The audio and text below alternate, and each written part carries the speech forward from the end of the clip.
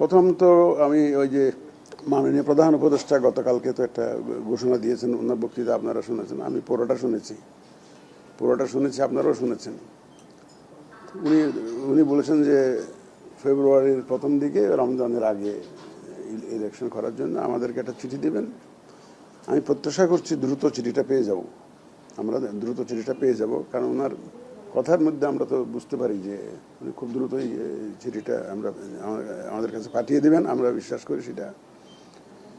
আর চিঠি না পেলেও আমাদের তো এটা বিভিন্ন দিন, বেশ কয়েকদিন ধরে তো আলোচনায় ছিল যে ইলেকশনের তারিখ নিয়ে ফেব্রুয়ারি না এপ্রিল। তা আমরা তো আপনারা জানেন, অন্যরা না জানলেও, অন্য সাংবাদিকরা না জানলেও আমার আরএফডি সদস্যরা জানেন যে আমাদের প্রস্তুতি যে আমরা অনেক আগের থেকে নিচ্ছি, এটা তো আপনারা জানেন।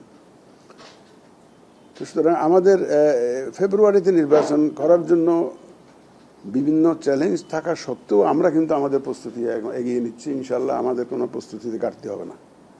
একদম একটা সুন্দর নির্বাচন করার জন্য যে ধরনের প্রস্তুতি আমাদের নেওয়া দরকার সেটা ইনশাল্লাহ আমরা নিচ্ছি। আমাদের অফিসাররা রাত দিন খাটছে, আপনারা দেখছেন, ছুটির দিনও কাজ করছে আমাদের অফিসাররা।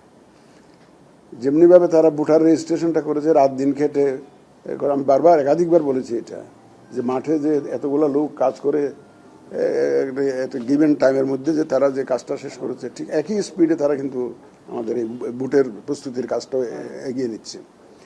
ভোটের প্রস্তুতির মধ্যে কতগুলো মেজর কাজ আছে, কতগুলো একটু ছোট কাজ আছে। মেজর কাজ তো ভোটার লিস্ট তৈরি করা, এটা একটা বড় কাজ, সবচেয়ে বড় কাজ। বিশেষ করে বাড়ি বাড়ি গিয়ে একদম ফিজিক্যালি চেক করে করে যেটা করা, এবার তো আমরা ডবল চেক করেছি, ক্রস চেকটা ডবল চেক করেছি এবার। তো ইনশাল্লাহ এটা তো আপনারা আমাদের জানিয়ে দিয়েছি যে এটা 31শে আগস্টের মধ্যে ভোটার লিস্টটা ফাইনাল হয়ে যাবে। অবশ্য আপনারা জানেন যে এবার একটু ইয়াঙ্গার জেনারেশনকে ইনক্লুড করার জন্য একটা ভোটার রেজিস্ট্রেশন আইনে আমরা একটা অ্যামেন্ডমেন্ট এনেছি, যাতে একটা কাট অফ ডেটে আরও কিছু নতুন ভোটারকে আমরা যাতে ইনক্লুড করতে পারি, যারা এর মধ্যে 18 বছর হয়ে যাবে।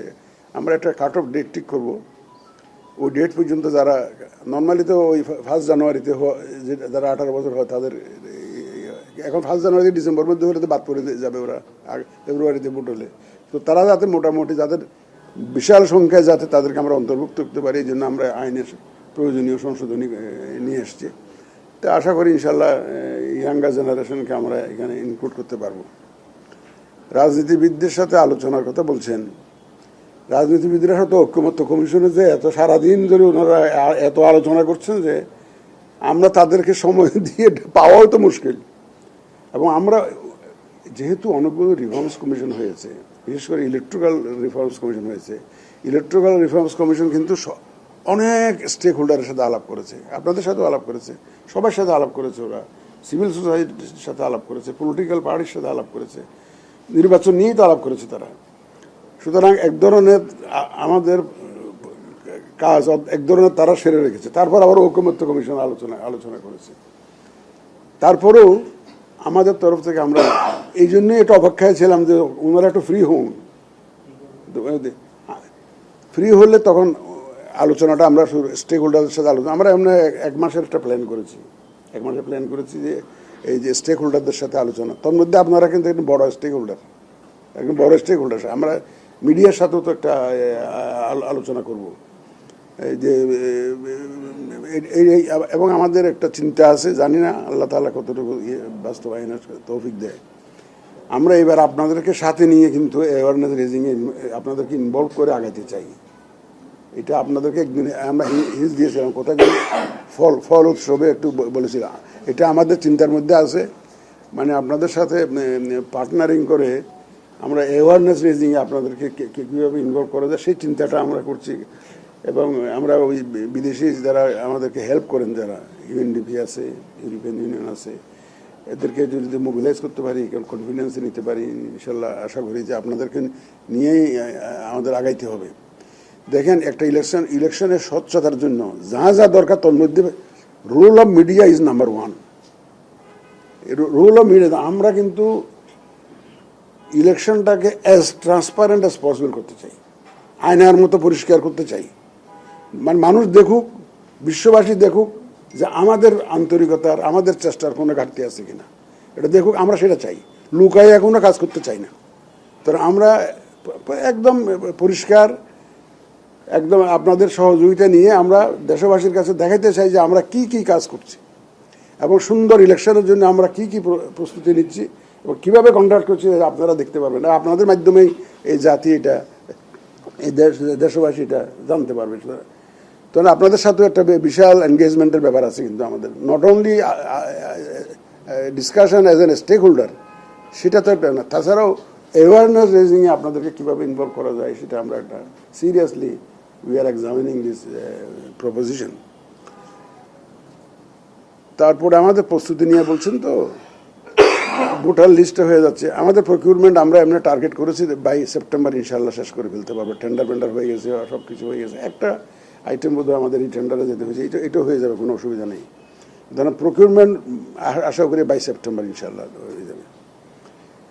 তারপরে আপনার যে ডিলিমিটেশন তো আপনারা তো দেখছেন, আমরা ড্রাফটটা পাবলিশ করেছি, ড্রাফটটা নিয়েই তো হইচই দিকে অনেক জায়গায় হইচই হচ্ছে।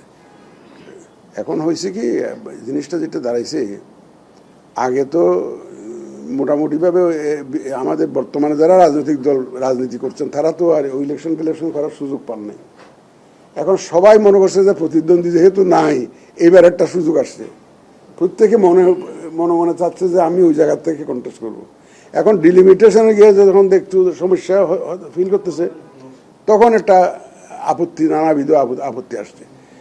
এখন আমরা তো এই যে এবার যে ডিলিমিটেশনটা সংস্কার কমিশনের সুপারিশ এবং আমাদের কনসেনসাস কমিশনের সুপারিশ মোতাবেক একটা টেকনিক্যাল কমিটির মাধ্যমে আমরা ডেফিনিট ক্রাইটেরিয়া ভিত্তিতে করেছি। বিলিভ মি, আপনারা you can ask any of the members of the, আমি এদেরকে বলেছি যে আমি কোনো রকমের কোনো নির্দেশনা, কোনো রকমের কোনো প্রভাব, আমার প্রভাব দেখবেন না, আমি আপনাদের কিছুই বলবো না। আপনারা একটা নীতিমালা ঠিক করেন, কি নীতিমালার ভিত্তিতে কনস্টিটিউয়েন্সি ডিলিমিটেশনটা করবেন, ফলো দ্যাট প্রিন্সিপাল। সেই প্রিন্সিপালটা ফলো করে আপনারা কাজটা করেন, কারণ যাতে আমরা ডিফেন্ড করতে পারি কিসের ভিত্তিতে আমরা ডিলিমিটেশনটা করলাম। এবং এটাও বলেছি যে কোনো ব্যক্তির চেহারার দিকে তাকিয়ে আপনারা ডিলিমিটেশন করবেন না, কারোর ব্যক্তির দিকে তাকানোর দরকার নাই, আগে ক্রাইটেরিয়া ঠিক করে সেইভাবে আপনারা কাজটা করেন। আমাদের টেকনিক্যাল একটা স্পেশালাইজড কমিটি, এই যে এটা বিশেষায়িত কমিটি বাংলায় যার নাম দিয়েছে, ওরা সুপারিশটা রেডি করেছে এবং ভেরি সায়েন্টিফিক্যালি। ওরা যে সফটওয়্যারটা ডেভেলপ করেছে আমি দেখে তো আই ওয়াজ ভেরি ইমপ্রেসড।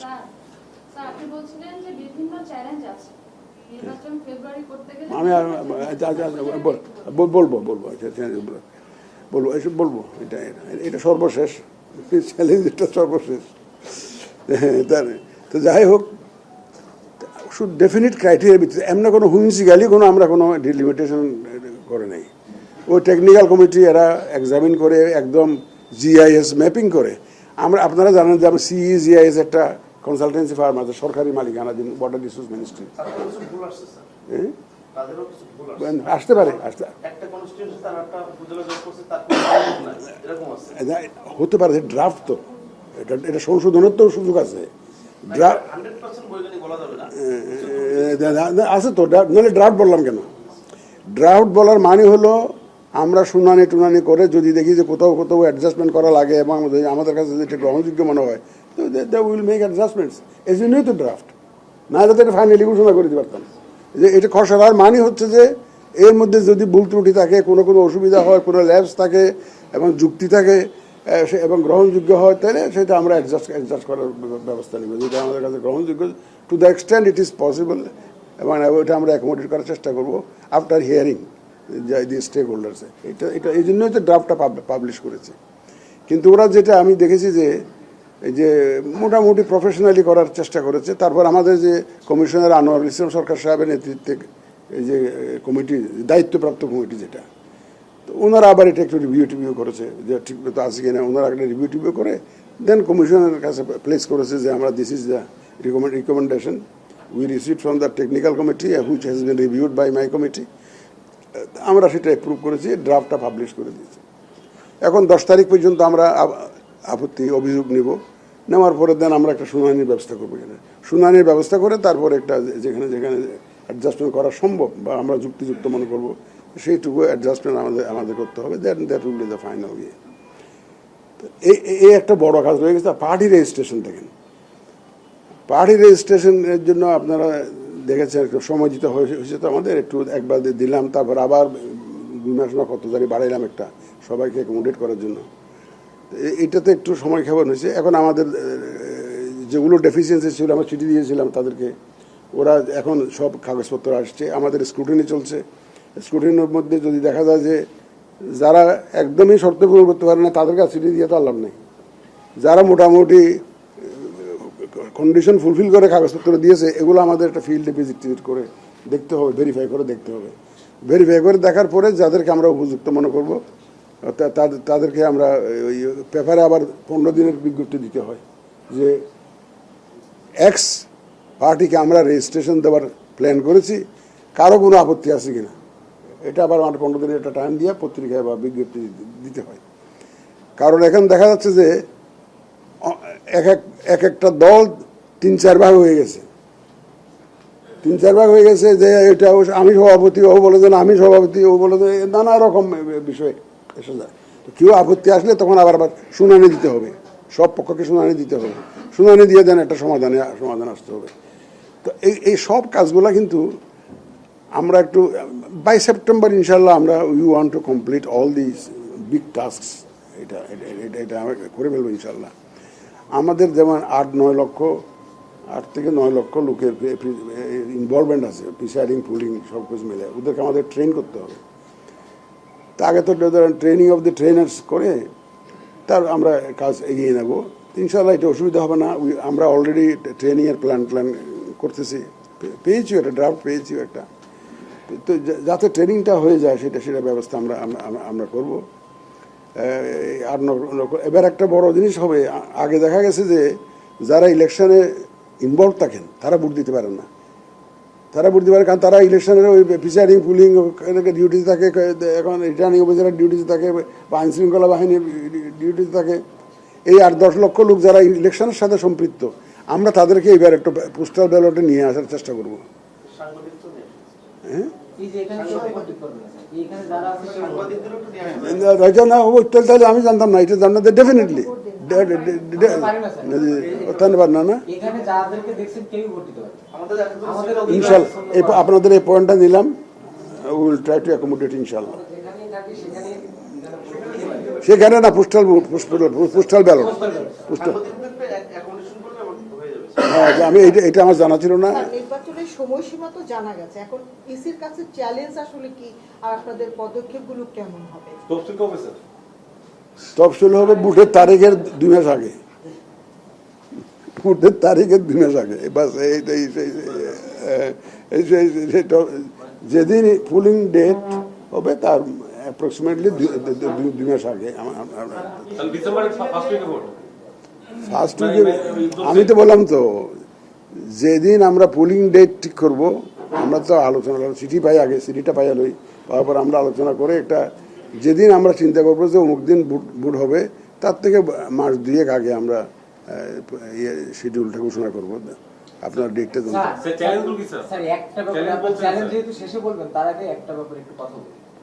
আপনি একটু আগে কথা বলতে বললেন যে সাংবাদিকরা সবচেয়ে বড় অংশীদার। গতকালকে প্রধান উপদেষ্টা যখন ভাষণ দিলেন তখন তিনি তার ভাষণে নির্বাচনকে স্বচ্ছ সুন্দর করার জন্য যা বলা দরকার তা বললেন, সবাই এই কথাটা বলে। কিন্তু কিছুদিন আগে দেখা গেল একটা সাংবাদিক নীতিমালা করা হলো, যে সাংবাদিক নীতিমালা করার আগে অংশীজনদের সঙ্গে আপনার আলাপও করলেন। সেখানে সাংবাদিকদের কেন্দ্রে প্রবেশের মানে প্রিজাইডিং অফিসারকে অনুমতি নিয়ে তার সঙ্গে কথা বলতে হবে, সেখানে তিনি অনুমতি না দিলে আমি ঢুকতে পারবো না, বাইরে থেকে এরকম যত ধরনের অব্যবস্থাপনা আছে।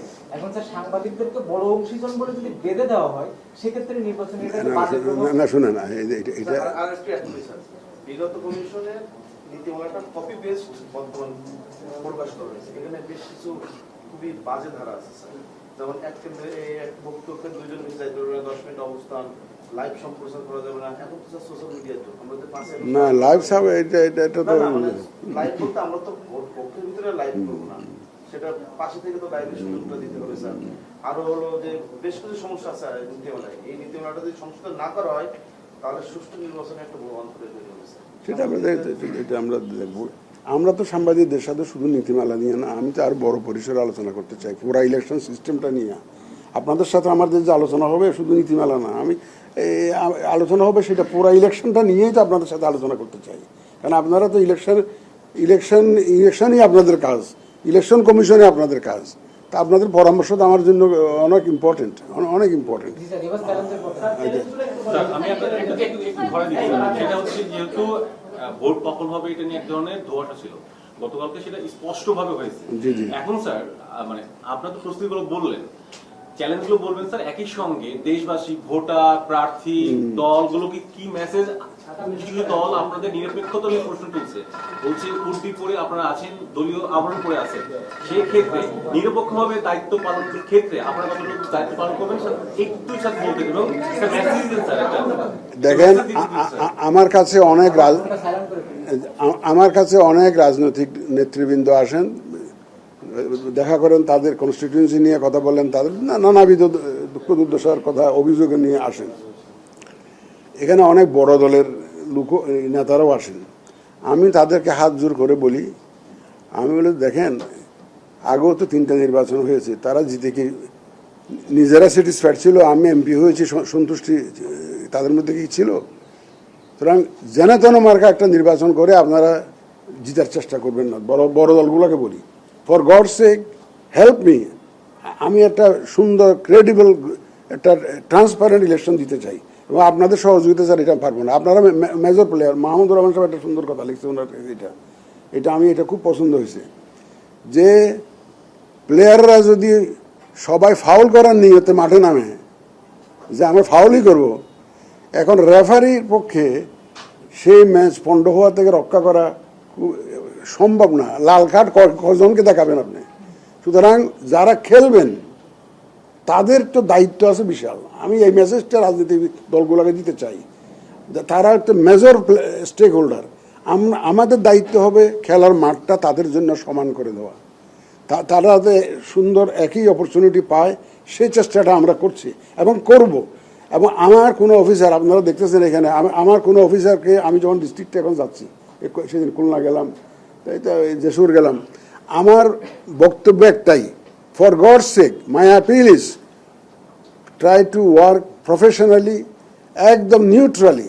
কোনো দলের পক্ষে কারো চেহারা দেখে আপনারা দয়া করে কাজ করবেন না, একদম নিউট্রালি কাজ করবেন। It is my appeal. এবং আপনারা দেখছেন, আমি তো অনেকভাবে আমাদের অফিসারদেরকে মোটিভেট করার চেষ্টা করছি। আমরা সবার জন্য একটা লেভেল প্লেইং ফিল্ড তৈরি করে দিতে চাই।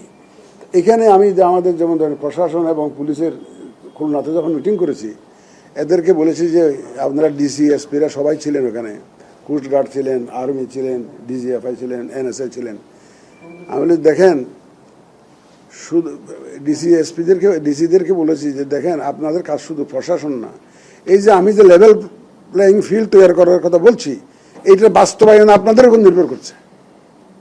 আমি যে আপনারা যদি এই কাজে যদি আমাকে সহযোগিতা না করেন, আমি তো এই কাজটা করতে পারবো না। সুতরাং এই কাজটার মধ্যে একটা আপনাদের মৌলিক দায়িত্ব আছে, fundamental requirement from you, which I want from you, যে যাতে আমরা একটা equal playing field, level playing field আমরা এনশিওর করতে পারি। আমাদের মূল মেসেজটা হচ্ছে, আমরা এবার এই ইলেকশনটাকে পার্টিসিপেটরি করতে চাই, ভোটারদের ব্যাপক অংশগ্রহণ আমরা চাই, ভোটারদের ব্যাপক অংশগ্রহণ চাই, সেটা নারী পুরুষ নির্বিশেষে সবাই যাতে। এই জন্য তো আপনাদেরকে নিয়ে যে কাজ করবো বলতেছি। আমরা দেখবেন তো ভোটের 2-3 মাস আগে মাসিভ অ্যাওয়ারনেস ক্যাম্পেইন শুরু করবো, মাসিভ। আমাদের যে বাইলেটারাল যে ডেভেলপমেন্ট পার্টনার্স আছে, ইউএনডিপি আছে, ইউরোপিয়ান ইউনিয়ন আছে, তারা তো আমাদেরকে হেল্প করবেন বলছেন। আমরা মাসিভ অ্যাওয়ারনেস রেজিং করবো। মানুষ যে আস্থাটা হারিয়েছে, এখন নাম্বার 1 চ্যালেঞ্জ হয়ে গেছে। চ্যালেঞ্জের কথা বলছেন তো, নাম্বার 1 চ্যালেঞ্জ ইজ আমাদের উপর আস্থার সৃষ্টি। এমনি ভালো কথা বলে কেন্দ্রে বাইরে হয়ে যায়, অন্যরকম কথা বলে। কিন্তু তো এখন ধরেন, এই যে মানুষের যে একটা আস্থা ফিরিয়ে আনা, আসলে মানুষের তো দোষ দেওয়ার, ভোটারদেরকে দোষ দিয়ে লাভ নেই। ভোটাররা নির্বাচন কমিশনের উপর আস্থা হারিয়েছে, নির্বাচন ব্যবস্থার উপর আস্থা হারিয়েছে। তারা কথায় বলে যে ডিসিএসপি তো আগের আমলে ছিল, এদেরকে দিয়ে কিভাবে নির্বাচন হবে। এটা আমি তাদেরকেও বলেছি, মাঠে যখন যাই তাদেরকেও বলি যে এই পুলিশ দিয়ে কেমনে হবে। আমি বলি যে আপনারা একটু দয়া করে প্রমাণ করুন যে আপনারা চাইলে পারেন। আগে নানা অসুবিধার কথা বলেছেন, উপরের চাপ ছিল, উপরের ডিজায়ার ছিল, আপনারা করেছেন, এই কথা আপনারা বলেন। এখন তো উপরের কোনো চাপ নেই, এখন উপরের চাপ হবে প্রফেশনালি নিউট্রালি কাজ করার জন্য চাপ দেব আমরা। এখন উপরের চাপ হবে ভিন্ন প্রকৃতির, সম্পূর্ণ উল্টা। এটা একদম 360 ডিগ্রি, 180 ডিগ্রি বলতে পারেন। এটা যে আগে চাপ থাকতো কোনো দলের পক্ষে কাজ করার জন্য, এখন চাপ থাকবে সম্পূর্ণ প্রফেশনালি নিউট্রালি কাজ করার জন্য। এছাড়া কোনো যদি কেউ বেআইনি চাপ যদি আপনাদেরকে দেখে, প্লিজ আমাদের লেট আস নো।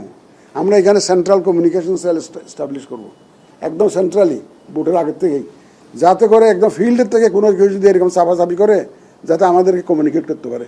আপনারা জানেন যে আমরা সংশোধনী আনার চেষ্টা করছি, পুরা কনস্টিটিউয়েন্সি ক্যান্সেল করে দেওয়ার জন্য সংশোধনী আনার চেষ্টা করছি। যদি আরপিওতে আনতে পারি, যদি গ্যাঞ্জাম করে যে কোনো একটা কনস্টিটিউয়েন্সিতে, পুরো কনস্টিটিউয়েন্সির রেজাল্ট আমরা উজ্জ্বল করে দেবো, ক্যান্সেল করে দেবো, সেই ক্ষমতা আমরা নিয়ে আসতেছি এই যে আরপিওতে। সুতরাং আমাদের তরফ থেকে যত রকমের সম্ভব প্রস্তুতি to ensure A free fair and credible election, সেগুলো আমরা নিব। আর চ্যালেঞ্জের মধ্যে যে ওই যে একটা বললাম আস্থার সৃষ্টি, মানুষকে যে আস্থায় নিয়ে আসা, ভোটারদের যে আস্থার সৃষ্টি, একটা বড় চ্যালেঞ্জ হয়ে গেছে। ভোটারদেরকে কেন্দ্রে নিয়ে আসা, কারণ ওই যে একটা আছে যে আমি যে দীর্ঘ 8টা বাজে গেছে, 8টায় যারা গেছে তারা তো দিয়ে ফেলবে, আমারটাও দিয়ে ফেলবে। 10টা বাজে গেছে, এখন যে লাভ হবে ভোটটা তো দিয়ে ফেলবে বোধ হয় আরেকজনে। এই জিনিস হবে না এবার। তো মানুষকে আস্থার জায়গায় দিতে হবে যে আপনারা এবার বিশ্বাস রাখুন যে এটা সুন্দর। মাননীয় প্রধান উপদেষ্টা বলেছেন যে উৎসবমুখ পরিবেশে ঈদের দিনের মতো উনি একটা ইলেকশন দেখতে চান। আমরা সেইটা সামনে রেখেই আমরা কাজ করছি। স্যার, এখন যে আইনশৃঙ্খলা পরিস্থিতি আছে দেশের, এবং আইনশৃঙ্খলা বাহিনীর যে মনোবল কমে গিয়েছিল 5 আগস্ট পরবর্তী 2024 সালের পরে, সেই জায়গায় এখন কি আপনি আস্থা রাখতে পারছেন এই আইনশৃঙ্খলা পরিস্থিতিতে? আইনশৃঙ্খলা বাহিনীতে যারা আছে তারা আমার মতোই তো মানুষ। আমি যদি সাহস করে যদি আস্থা রাখতে পারি, তারা হবে না। তাদের মধ্যে তো আগে তো মাঝখানে তো এমন হয়েছে, আগস্টের পরে 5th লাস্ট ইয়ার 24-এ আমি ইস্কাটন এলাকায় বাসা, রাত্রে তো ভয়ে ঘুমাইতে পারি নাই, নিজস্ব সিকিউরিটি দিয়ে সিকিউরিটি এনশিওর করতে হয়েছে। এখন তো সেই অবস্থা নাই, অনেক ইমপ্রুভ করে গেছে না। তো ভোট তো আরও কয়েক মাস আছে, তো এর মধ্যে দেখবেন যে ইনশাল্লাহ everything will be in place. এবং আমার বিশ্বাস আইন শৃঙ্খলা পরিস্থিতিটা কোনো সমস্যা সৃষ্টি করবে না। আমার জন্য এখন বড় দুশ্চিন্তা হয়ে গেছে যে AI, miss use of AI, abuse of AI, এই যে রং ইনফরমেশনগুলো দিচ্ছে। প্রত্যেক দিন ভিডিও ক্লিপ যখন দেখি, কালকে না পরশু দেখলাম যে আমার ছবি আর প্রফেসর ইউনূসের ছবি জুড়ে দিয়ে বলে যে নির্বাচনের তারিখ ঘোষণা করেছেন প্রধান নির্বাচন কমিশনার। একটা প্রশ্ন একটু করতে চাই, সেটা হচ্ছে নির্বাচন সংস্কার কমিশন বারবারই বলে আসছে আপনাদের ভেতর থেকে, যেমন আগে ডিসিএসপিদেরকে নিয়োগ দেওয়া হতো, আপনাদের ভেতর থেকে রিটার্নিং অফিসার করা যায় কিনা, এটা নিয়ে আপনারা কোনো চিন্তা ভাবনা করছেন কিনা? কারণ প্রত্যেকটা কিন্তু আগে দলীয় রিক্রুট ছিল, আপনি যতই বলেন তাদেরকে আস্থায় ফিরিয়ে আনার বিষয়গুলো, আমরা এর আগে নির্বাচনগুলোতে কিন্তু একইভাবে দেখেছি, তারা কিন্তু আস্থায় ছিলেন না, এবং বিভিন্ন এজেন্টের পক্ষে, বিভিন্ন প্রার্থীর পক্ষে কিন্তু তারা নগ্নভাবে কাজ করেছেন। সেই বিষয়গুলো কি স্যার আপনাদের মাথায় আছে কিনা? অবশ্যই মাথায় আছে, এটা সময় আসলে দেখবেন, অবশ্যই মাথায় আছে। ভাই, কর্তারিছে কীর্তন করে, এটা একটা কথা আছে। অনেকে, সবাই বলবো না, অনেকে কর্তারিছে কীর্তন করেছে, সবাই করছে এই কথা আমি বলবো না, সবাই, অনেকে নিজের স্ব-উদ্যোগে কীর্তন করেছে, যে আছে যে আমি একটা দলের পক্ষে কাজ করব, সে কীর্তন করেছে একজন স্ব-উদ্যোগে। বাট অনেকে কিন্তু কর্তার ইচ্ছা কীর্তন করেছে। এখন কর্তার ইচ্ছাটা হচ্ছে যে অনেস্ট, পায়াস ইন্টেনশন। আমাদের intention is pious, our intention is honest. সুতরাং যারা কীর্তন করবেন তারাও জানে যে এখন তো আমাদের আর কোনো 2 নম্বরে ইলেকশন করার জন্য কোনো চাপ নাই। তারাও ইনশাল্লাহ, I believe they will behave. আমি তো একটা কথা বলি রে ভাই, মরলে তো 18 কোটি লোকের সামনে জবাবদিহি করতে হবে। আপনি মানুষের যে হক নষ্ট করে, যে 2টা হক নষ্ট করতেছেন। ভোটটা যখন আপনি কেড়ে নিয়ে ফেলছেন, একটা হক নষ্ট করলেন, আবার দিলেন একটা রং পার্সনকে, 2টা হক নষ্ট করলেন একজন ভোটারের। এবং এগুলোর জন্য জবাবদিহি করতেই হবে, মানুষ তো মরতে হবে রে ভাই। আমাদের আব্দুর সাথে সিসি মারা গেছেন না উনি, তোমার শামসুল হুদা সাহেব তো মারা গেছেন তো সেদিন। যাই আর কি, দে আর ফেসিং কোয়েশ্চেন্স যে এই কামটা যে হইলো এটা জবাব দিয়ে আপনার কী জবাব আছে, আপনার কোনো জবাব দিতে হবে বা দিতে তো হবেই। সুতরাং আমি মনে করি যে আমার অ্যাপ্রোচের মধ্যে অনেকে এটা পছন্দ করবে না, কিন্তু আমি মনে করি যে the approach which cannot appeal to the morality of a person, একটা মানুষের নৈতিকতাকে যে অ্যাপ্রোচ এফেক্ট করতে পারে না, আঘাত করতে পারে না, সেই অ্যাপ্রোচটা সঠিক না। স্যার, আওয়ামী লীগের নিবন্ধন স্যার এখন স্থগিত আছে, আওয়ামী লীগের নিবন্ধন স্থগিত আছে, এই অবস্থায় নির্বাচন করতে পারবে না। কিন্তু আওয়ামী লীগের কোনো সদস্য স্বতন্ত্র বা অন্য কোনো ফরম্যাট নির্বাচন করতে পারবে কিনা স্যার? হ্যাঁ, কিন্তু হচ্ছে স্যার যেহেতু ফেব্রুয়ারিতে নির্বাচন, রমজান আগে, ফেব্রুয়ারি স্যার ফার্স্ট উইকে ভোট না সেকেন্ড উইকে ভোট?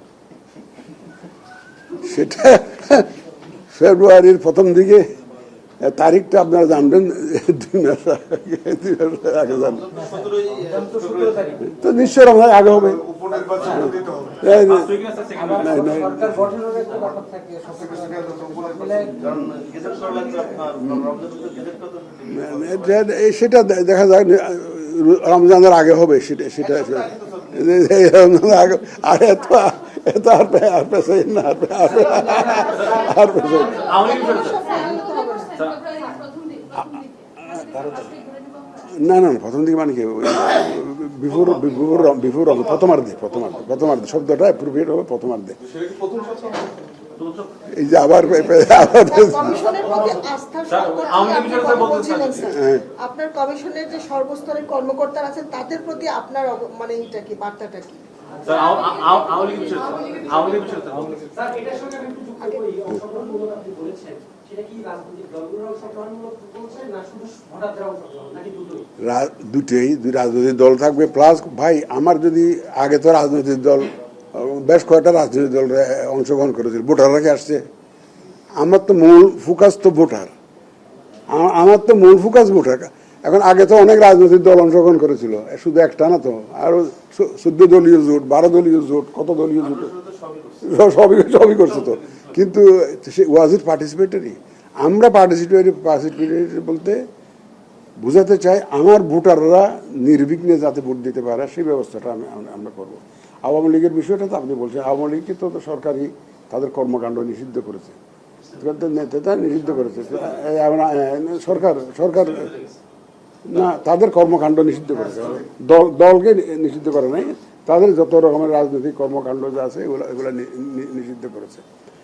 আওয়ামী লীগের ব্যাপারে এখন ধরেন এটা তো বিচার না হওয়া পর্যন্ত, বিচার না হওয়া, let us wait till the trial is complete, তারপরে এই নিয়ে আমরা কথা বলবো। ওদের সদস্যরা স্বতন্ত্রভাবে ভোট করতে পারবে কিনা স্যার? সমর্থকরা ভোট দিতে পারবে, এতে কোনো অসুবিধা নেই। যারা সমর্থন করে তাদেরকে সমর্থক, আওয়ামী লীগের সমর্থক, আপনি কিভাবে, আমি মনে মনে সমর্থন করি একটা দলকে, আমি ভোট দিতে, তাকে কে বলতে পারবো? স্বতন্ত্রভাবে প্রার্থী হতে পারবে? এখন যদি সেই প্রশ্ন আমার করেন, এটা এই প্রশ্নের জবাব আমি দিতে চাই না এখন। স্যার একটু জানার স্যার, সেটা হচ্ছে আওয়ামী লীগ নির্বাচন করতে পারবে না যদি না পারে, তাহলে তারা তো অস্থিরতা তৈরি করবে, এবং এর কথা বলছিলেন যে বিভিন্ন ভাবে তারা নির্বাচন যাতে সুষ্ঠু না হয় সেই অপকর্ম বা যেটা লাগে সেটা করবে, কিন্তু তাদের মোকাবেলা করার জন্য আপনারা এখন থেকে প্রস্তুতি নিচ্ছেন? আমরা প্রস্তুতি নিচ্ছি, শুধু তারা কেন, তাদেরকে একা দিয়ে দোষ দিয়ে দিলাম না, নানাবিধ সমস্যা তো অনেকে করতে পারে। আমরা এআই অ্যাবিউজ করে অনেক দিন অনেক রকমের সমস্যা করতে পারে। সেটার জন্য আমরা এখানে তো অলরেডি আজকেই বোধ হয় একটা মিটিং হচ্ছে, আমরা আইফএসকে কাজে লাগিয়েছি, বিভিন্ন দেশের এক্সপেরিয়েন্স থেকে নিয়ে শিক্ষা নিয়ে, যাতে আমাদের জন্য স্ট্র্যাটেজি একটা কাগজ জমা দিয়েছে আমার কাছে, মানে how to address this abuse of AI during election. এটা উন্নত দেশগুলোও পারে নাই। আমি দেখছিলাম ক্যানাডিয়ান হাই কমিশনার এসেছিল, উনি বললেন যে আমরা we also face the same problem in my country in the last election. কারণ এটা একটা বিরাট চ্যালেঞ্জ হয়ে দাঁড়াইছে। কিন্তু এআই এর ব্যাপারে, মিসইনফরমেশন আর ডিসইনফরমেশনের ব্যাপারে আপনাদের সহযোগিতা খুবই দরকার। এটা খুবই, আপনাদের ওখান থেকে তো ওইভাবে মিসইনফরমেশন যায় না। ফর্মাল যারা নিউজ চ্যানেলস আছে বা রিপোর্টার্স আছে, যারা যত গোলমাল হইলো ফেসবুক, ইউটিউব ভিডিও, এখানে সব গোলমালটা হয়। আস্থা নিতে আমি বলছি যে আপনাদেরকেও দায়িত্ব আছে। আমরা তো মাসিভ অ্যাওয়ারনেস ক্যাম্পেইন করব মানে একদম বিভিন্ন স্টেক হোল্ডারের সাথে গ্রামে গঞ্জে গিয়ে এই শিগগিরই দেখতে পারবে না। ইসি কর্মকর্তাদের বিরুদ্ধে বিগত দিনে অনেক অভিযোগ ছিল, সেই ব্যাপারে আপনার বার্তা কি হবে কর্মকর্তাদের প্রতি? আপনারা দেখছেন এখন কিছু আমরা বদলি করার চেষ্টা, ভাই আমার তো সীমিত লোক, এখন এদিকে নিলে এদিকে হয় না, এদিকে নিলে এদিকে হয় না, আমি লোক কোথায় পাবো? সচিবালয়ে একটা সুবিধা আছে যে এই মিনিস্ট্রি থেকে ওই মিনিস্ট্রি। বলছেন বারবার, কিন্তু আস্থা তো রাজনৈতিক দলগুলোর ভূমিকা দিয়েও তৈরি হয়। সেক্ষেত্রে কোনো কোনো রাজনৈতিক দলের আপনার প্রতি, আপনার কমিশনের প্রতি অনাস্থা আছে তাদের বক্তব্য বিবৃতিতে, সেক্ষেত্রে এটাকে আপনি কিভাবে দেখেন? আমি বিশ্বাস করি যে আমাদের কর্মকাণ্ড যতই তারা আরো দেখবে, ভবিষ্যতে দেখবেন যে আমাদের উপর আস্থা সৃষ্টি হবে। কারণ আমরা যখন দেখবেন যে আমরা প্রফেশনালি নিউট্রালি কাজ করছি, তখন অটোমেটিক্যালি আস্থা আসবে, ফিরে আসবে। আমরা কোনো রাজনৈতিক বক্তব্য নিয়ে আমরা তো স্টেক ওখানে কথা মাথা কামাইতে চাই না। ওনারা রাজনৈতিক নেতারা অনেক কথা বলতে পারেন, ওনাদের ইচ্ছা মতো বললে কোনো অসুবিধা নেই, তাতে আমরা উই অ্যাকসেপ্ট দিস। কিন্তু ওনারা যখন দেখবেন যে আমরা ঠিক প্রফেশনালি কাজ করছি, নিউট্রালি কাজ করছি, ডেফিনেটলি আমাদের উপর আস্থা সৃষ্টি হবে, ট্রাস্ট আসবে। ধন্যবাদ।